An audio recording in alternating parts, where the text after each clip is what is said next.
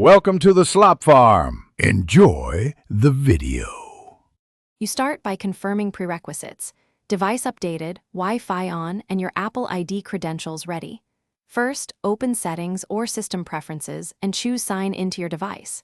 Enter the Apple ID email and password. When prompted, complete two-factor authentication using the trusted device or phone number.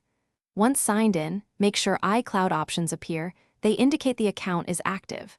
This step links purchases, backups, and sync across devices. Do it now so everything else works seamlessly.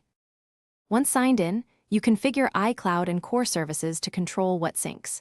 Go to iCloud settings and toggle Photos, Contacts, Mail, and iCloud Drive to decide what moves between devices. This determines storage use and privacy.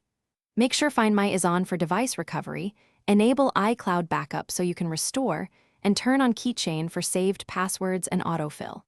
Next, update payment and shipping and family sharing so purchases, subscriptions, and parental controls behave correctly across the account. To finish, use the Apple ID for App Store purchases and subscription management. Tap your name in settings to view subscriptions and purchase history.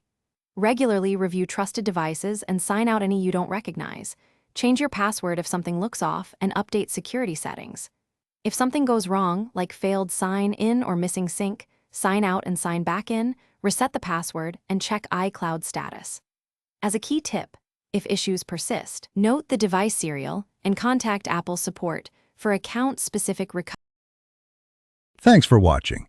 Consider subscribing if we helped you today.